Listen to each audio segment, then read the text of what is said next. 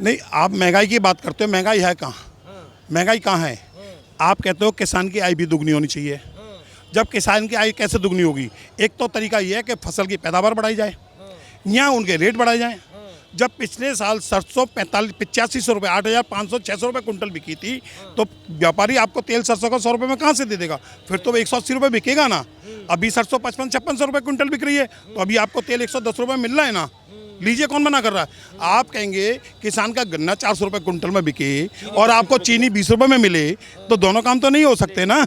काम तो एक ही होगा ना। अभी आपका एक सवाल था कि 70 साल में कांग्रेस ने क्या किया। मैं क्या हूँ, बहुत कुछ किया कांग्रेस ने 70 साल में। 2G स्पेक्ट्रम दिया, यूरिया घोटाला दिया, कॉमनवेल्थ घोटाला दिया, आदर्श सोसाइटी घोटाला दिया, बोफोर्स कांड दिया, अनगिनत कांड दिए 70 साल में कांग्रेस ने। आप भूल गए? मैं मानू आप बोलिए ना, उन पर आप हिसाब लीजिए। कांग्रेस से नटवर लाल ने उनके लौंडे को कंपनी खुलवा दी थी, पैसा देश से चला गया, यूरिया का एक दाना नहीं आया था। आपने कभी सवाल किया उनसे? पूछे ना सोनिया जी से। तो जनता पाई पाई का हिसाब लेगी। और ये कितने भी चोर उचक्के इकट्ठे हो जाएं, मोदी जी ही आने वाले हैं। क्या नाम हुआ भाई साहब आपका? मेरा नाम मन्नू ठाकुर है। कहाँ से हैं ठाकुर जी? मैं बिहार से हूँ। बिहार से हैं। जी। क्या लग रहा है 24 का मिजाज किस तरफ का है? इंडिया की तरफ है। इंडिया की तरफ मिजाज है। देखिए भाई साहब, आइए, अब आए होगी बहस। अब आए हमारे इंडिया गठबंधन के व्यक्ति, आप उधर पहुंचिए। क्यों लग रहा है आपको कि इंडिया गठबंधन क्यों चुनाव जीतेगी? देखिए, 10 साल में देश जो मेरा है ना, 10 साल में मेरा देश बहुत पीछे चला गया। कैसे पीछे चला गया बताइए? अभी भाई मैं आपको देख लो, चाहे रेलवे स्टेशन ले लो, महंगाई ले लो, सारी चीज़ें ले लो, और डिक्टेटरशिप की बात तो कर ही रहे थे। अब आप समझ लो डिक्टेटरशिप कहाँ है। मोदी जी तानाशाह हो गए। बिल्कुल तानाशाह हो गए। देखिए, मोदी जी तानाशाह हो गए। हमारा गरीबों की नहीं सुनते हैं। गरीबों की नहीं सुनते हैं। देखिए। भाई आपने गैस सिलेंडर दिया, देखो आप गूगल उल्टा के देख लो, 14 में देश का आर्थिक स्थिति देख लो, आपके देश पर क्या कर्जा था, और 14 के बाद देख लो क्या कर्जा। भाई सब स्पष्ट हो जाएगी। चलिए जवाब दीजिए साहब इस पे। अब क्या बोलेंगे? अब तो भारत इंडिया गठबंधन के व्यक्ति हैं। जब ये महानुभाव जो मेरे छोटे भाई हैं, इन्होंने अभी गूगल की बात करी, इन्होंने गूगल की बात तो की, लेकिन इन्होंने गूगल सर्च नहीं किया होगा। 2014 में जनवरी का रेट निकाल के देखिए, LPG सिलेंडर का भाव क्या था। 1200 कुछ रुपए का भाव था 2014 में। और जब सिलेंडर पहले क्या होता था, 21 दिन में आपको सिलेंडर मिलता था, 21 दिन के बाद बुकिंग होती थी, 15-20 दिन में सिलेंडर आता था। और माता जी कान पर रैपट मारती थी, बेटा उठ जा जल्दी, लाइन लगी होगी 2 किलोमीटर लंबी। तो ये भाई मेरे सुबह उठ करके दौड़ करके गैस एजेंसी जाते होंगे, लाइन में लगते होंगे, सिलेंडर नीचे रख के थक जाते तो सिलेंडर के ऊपर बैठ जाते थे। कहीं 3-4 घंटे में इनका नंबर आता था, वो भी माल ब्लैक में बिक जाता था। मुंह लटकाए हुए हाथ गैस एजेंसी से वापस आते थे कि मम्मी आज तो सिलेंडर मिला ही नहीं, कल नंबर आएगा। और जब सिलेंडर मिल भी जाता था ना, तो 14 किलो की जगह 12 किलो ही माल होता था उसमें सर। और अब क्या सुविधा है, अब आप जिस समय बोलोगे हॉकर उस समय आपके घर लेकर के आएगा सर। ऐसा कोई बात नहीं है भाई साहब, आप पता कर लो, पूरा भारत में पता कर लो, सारे सिलेंडर जो दिए हैं माता बहनों को फ्री, उसमें सिलेंडर कितने समय आता है बताइए? उसमें सारे सिलेंडर में जंग पड़ गया है, सारी सब्सिडी समाप्त हो। अगला पॉइंट बताइए, अगला पॉइंट बताइए। एक पॉइंट का तो जवाब दिया आपके। महंगाई बहुत है। देखिए महंगाई काफ़ी है, ये सरकार किसी के लिए सुनती नहीं है। इसके साथ जो रहते हैं वो मोदी गंगा में धुल जाते हैं। साइड होइए, आपके घर ED, CD, CBI सारे कुछ पहुंच जाएंगे। बताओ, ED CBI का उपयोग करके सरकार। और मैं बताता हूं भाई साहब, आप देख लो, ये 14 ये क्या कहते हैं, नीतीश जी जब उनसे अलग हुए थे, उनका पहला स्टेटमेंट था कि 14 वाले 24 में नहीं आएंगे। और आप पहले तो लोग मजाक उड़ाते थे, अब सारे लोग एकजुट हो रहे हैं। तो कहीं ना कहीं मैंने हम ये लोगों को परेशान कर रहे हैं कानून से, तंत्र से, व्यवस्था से। CBI ED के डंडे से तो सरकार बना रही है भाजपा ना। सर मैं आपको अपना पैन कार्ड नंबर देता हूँ, अपना एड्रेस देता हूँ, अपनी फर्म बताता हूँ, मेरे यहाँ ID भेजिए ना, मेरे यहाँ कुछ मिलेगा ही नहीं। डर किसको है? चोर को डर है, जिसके पास माल नंबर 2 का है, उन डर तो उनको है ना। मेरी सारे चोर विपक्ष में ही हैं। सारे चोर विपक्ष में ही हैं। हमने चोरों को भर्ती नहीं किया है। आप भेजना तो बहुत चाह रहे हो हमारे यहाँ चोरों को, लेकिन हम चोरों को ले नहीं रहे हैं। और एक आध गलती से आ भी जाता होगा ना, उसे कुछ समय बाद हम वापस भेज देते हैं। भाई साहब, लोकतंत्र जो है, सुनिएगा, लोकतंत्र में जनता मालिक होती है। आप देख लो दिल्ली में केजरीवाल सरकार को जनता ने जिताया, और केजरीवाल को जब सारा कानून नहीं मिला तो उन्होंने सुप्रीम कोर्ट गया, सुप्रीम कोर्ट ने आदेश दिया, नहीं भाई इसको पूरी पावर दो। और देखिए क्या हुआ, उनके सुप्रीम कोर्ट के आदेश को तुरंत पलटी मार दिए, अध्यादेश ले आए। आप जो चाहते हो वही करते हो। तानाशाही ला रहे हैं भाजपा वाले। अगर सब कुछ सारे काम सुप्रीम कोर्ट हाई कोर्ट नहीं करने हैं तो सरकारों की क्या आवश्यकता है? ना केंद्र सरकार की आवश्यकता, ना स्टेट सरकार की आवश्यकता। फिर पूरे देश को सरकार कोर्ट चलाए ना, फिर कहाँ आवश्यकता है सरकारों की?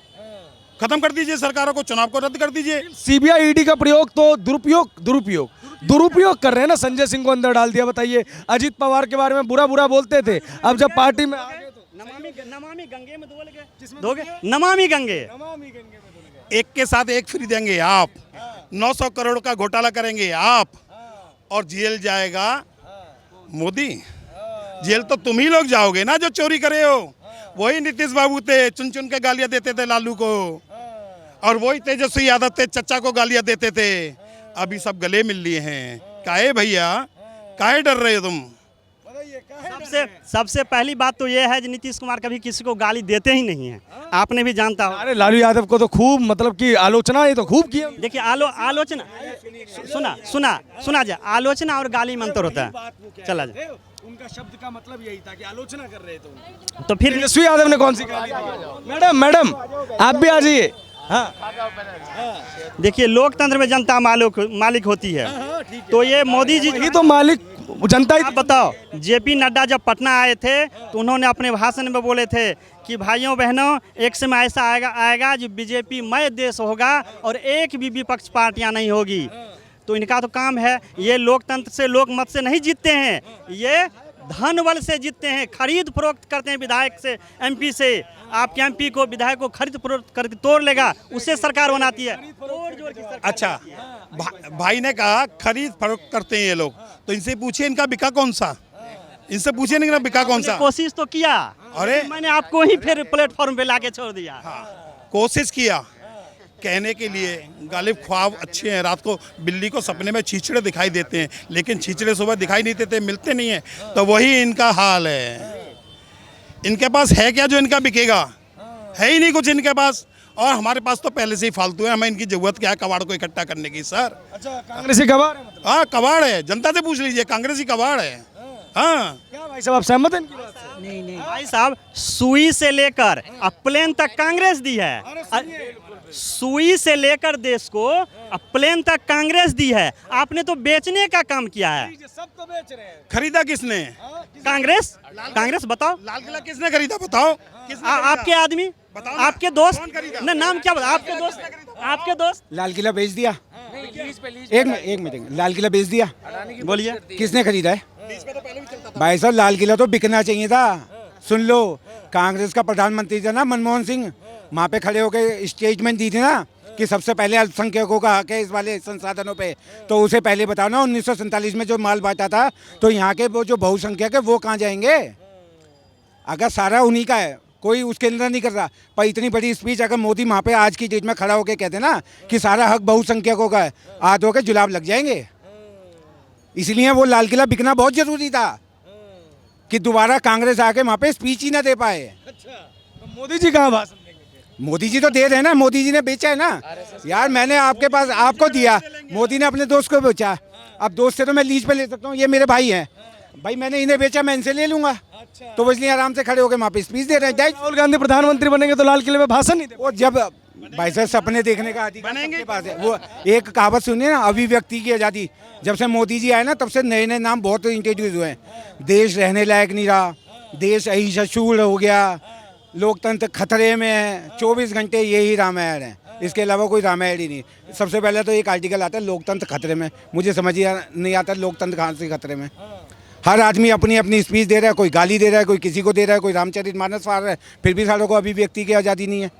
आप कुछ एक शब्द किसी के बारे में बोल दो, अभी सारा मीडिया उसके पीछे पड़ जाएगा। क्यों? क्योंकि भाई साहब वो दूसरे समाज का है। ये बार बार पूछती है कांग्रेस सरकार कि देखो यार, बार बार आप ये बोलते हो कि 70 साल में कुछ नहीं किया, 70 साल में कुछ नहीं किया। आप 9 साल से हैं, आपने क्या किया? तो मोदी ने क्या किया कि जनता को? एक्चुअल में 70 साल का वो हिसाब तो दे नहीं पा रहे, वो 9 साल का हिसाब मांग रहे हैं। IIT बना दी है, एम्स बना दिया, हमने जो जो बनाया वो मोदी ने बेच दिया। हाँ, तो देखो ना, जवाहरलाल नेहरू यूनिवर्सिटी, इंदिरा गांधी स्टेडियम, ये सारे मेरे ख्याल से तसला लेके वहाँ पे स्टेडियम बना कर आए होंगे। अच्छा, अब मोदी ने अगर स्टेडियम अपने नाम में कर लिया, मोदी अपने नाम कर रहा है। सबके जली पड़ी है, सबके जली पड़ी है कि मोदी मोदी नाम हो रहा है। अरे 9 साल में मोदी का क्या हो गया? भाई मोदी से हिसाब 9 साल का मांग रहे हो, 70 साल का उसका हिसाब किसने मांगा? उससे पहले कितने राइट्स होते थे इंडिया के अंदर? आए दिन बम फटते थे। अभी दिवाली का टाइम चल रहा है, यहाँ जी इस लवारिस वस्तु को हाथ मत लगाइए, यही आती थी ना। आज आके घुसाई के दिखाए ना कोई, वहीं पे जाके ठोक के आता है मोदी। मोदी तो नहीं जाता, जाती तो फौज ही है हमारी। वही तो कहते क्रेडिट चोर तो होगा। कहते क्रेडिट चुरा। हाँ तो क्रेडिट भाई, क्रेडिट आज तक वो फिर इंदिरा गांधी ने बनाया था स्टेडियम। क्या करा था उसने वहाँ पे जाके? मजदूरी करी थी। कांग्रेस ने तो क्या मैं इसका हिंदुस्तान को बेच दिया था। आप क्या कहते हो इस बारे में? 91 की बात कर रहे हैं क्या? 91 क्या, जब से कांग्रेस आई है, जब से जवाहरलाल नेहरू बना है, तब से लेके अभी तक क्या है भ्रष्टाचार के अलावा, इसके अलावा क्या है कांग्रेस ने? बताइए आप। उन्होंने देश बनाया है, भाखड़ा नागल डैम बनवाया, IIT बनाई, AIM बनवाया। हाँ, आप कहते हो देश बनाया, देश में क्या सुविधाएं दी है पब्लिक को? आप बताइए, पब्लिक को क्या सुविधा दी है कांग्रेस ने? Please carry on. हाँ, मनरेगा दिया था, जिससे गड्ढे खोदे और बेचारे वो गड्ढे खोद खोद के 100 दिन के लिए खाली मजदूरी करते रहे, इसके अलावा कुछ नहीं है। आज मोदी जी जो कर रहे हैं ना, गांव के अंदर किसी भी बंदे से उठा के पूछ लेना, वहाँ पे जाके नौकरियाँ मिल रही है, सब कुछ मिल रहा है। हाँ जी, वही तो कह रहे हैं, नौकरियां नहीं। ये ढाई लाख रुपया घर बनाने के लिए मिल रही है गांव में। जो गांव में 2.5 लाख वो कहाँ से आ रहे हैं, वो कोई क्वेश्चन नहीं करेगा। 30 रुपए किलो का जो गेहूँ फ्री में लेके जा रहे हैं, उसके लिए कोई नहीं पूछेगा। 2 रुपए का तेल बढ़ गया, उसके लिए सबके मिर्ची लग जाएगी। तेल बढ़ गया, तेल बढ़ गया, तेल बढ़ गया। भाई 30 रुपए किलो का जो गेहूँ घर लेके जा रहे हो, वो भी बताओ।